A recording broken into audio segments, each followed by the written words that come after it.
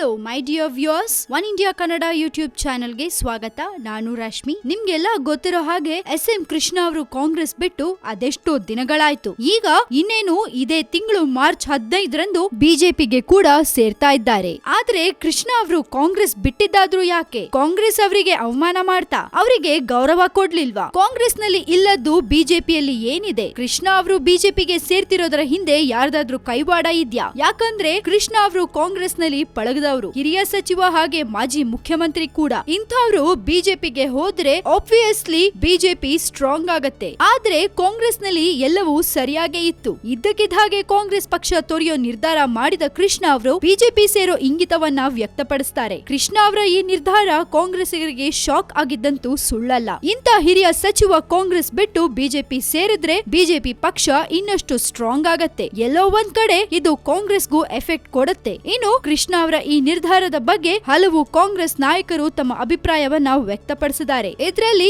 Margaret Alva ಕೂಡ ಒಬ್ರು. ಅಷ್ಟಕ್ಕೂ ಮಾರ್ಗ್ರೆಟ್ ಆಳ್ವಾ ಯಾರು? ಮಾರ್ಗ್ರೆಟ್ ಆಳ್ವಾ ಅವರು ಹಿರಿಯ ಕಾಂಗ್ರೆಸ್ ನಾಯಕಿ ಹಾಗೆ ಭಾರತ ರಾಜ್ಯದ ರಾಜಸ್ಥಾನದ ಗವರ್ನರ್. ಜೊತೆಗೆ ಮಾರ್ಗ್ರೆಟ್ ಅವರು ಉತ್ತರಾಖಂಡ್ನ ಮಾಜಿ ಗವರ್ನರ್ ಕೂಡ. ಮಾರ್ಗ್ರೆಟ್ ಅವರು ಎಲ್ಲಾ ಸಿಕ್ಕಿದವರು ಈಗ ಸ್ಥಾನ ಕೊಟ್ಟಿಲ್ಲ, ನಂಗೆ ರೆಕಗ್ನಿಷನ್ ಕೊಟ್ಟಿಲ್ಲ ಅಂದ್ರೆ ನ್ಯಾಯನ ಅಂತ ಕೇಳ್ತಾರೆ. ನಾನು ಕೃಷ್ಣ ಅವರಿಗೆ ತುಂಬಾ ರೆಸ್ಪೆಕ್ಟ್ ಕೊಡ್ತೀನಿ, ಆದ್ರೆ ಕೃಷ್ಣ ಅವರಿಗೆ ಕಾಂಗ್ರೆಸ್ ಏನನ್ನ ಕೊಟ್ಟಿಲ್ಲ, ಎಲ್ಲಾ ಕೊಟ್ಟಿದೆ. ಆದ್ರೂ ಯಾಕೆ ನಿರ್ಧಾರ ಅಂತ ಮಾರ್ಗ್ರೆಟ್ ಅವರು ತಮ್ಮ ವಿಷಾದವನ್ನ ವ್ಯಕ್ತಪಡಿಸ್ತಾರೆ. ಹಾಗೆ ಕೃಷ್ಣ ಅವರಿಗೆ ಎಲ್ಲವನ್ನು ಕೊಟ್ಟಿರುವ ಕಾಂಗ್ರೆಸ್ ರಾಷ್ಟ್ರಪತಿ ಪಟ್ಟ ಒಂದು ಕೊಡೋದು ಬಾಕಿ ಇತ್ತು. ಆದ್ರೆ ಈ ಪಟ್ಟ ಕೃಷ್ಣ ಅವರಿಗೆ ಬಿಜೆಪಿ ಕೊಡತ್ತಾ ಇಲ್ವಾ ಗೊತ್ತಿಲ್ಲ ಅಂತ ಕಿಂಡಲ್ ಮಾಡೋ ರೀತಿಯಲ್ಲಿ ತಮ್ಮ ಮಾತನ್ನ ಹೇಳ್ತಾರೆ. ಇದ್ರ ಬಗ್ಗೆ ನೀವೇನ್ ಹೇಳ್ತೀರಾ? SM ಕೃಷ್ಣ ಕಾಂಗ್ರೆಸ್ ಬಿಟ್ಟು ಬಿಜೆಪಿ ಸೇರ್ತಾ ಇರೋದು ಸರಿನಾ ತಪ್ಪಾ? ನಿಮ್ಮ ಒಪಿನಿಯನ್ಸ್ ಅನ್ನ ಮರಿದೆ ನಮ್ ಜೊತೆ ಶೇರ್ ಮಾಡ್ಕೊಳ್ಳಿ. ಹಾಗೆ ಈ ನಮ್ಮ ವಿಡಿಯೋನ ಪ್ಲೀಸ್ ಲೈಕ್ ಮಾಡಿ, ಶೇರ್ ಮಾಡಿ. ಜೊತೆಗೆ ಇನ್ನಷ್ಟು ಸುದ್ದಿಗಳಿಗೆ ಸಬ್ಸ್ಕ್ರೈಬ್ ಮಾಡಿ ನಮ್ಮ one India Kannada YouTube channel.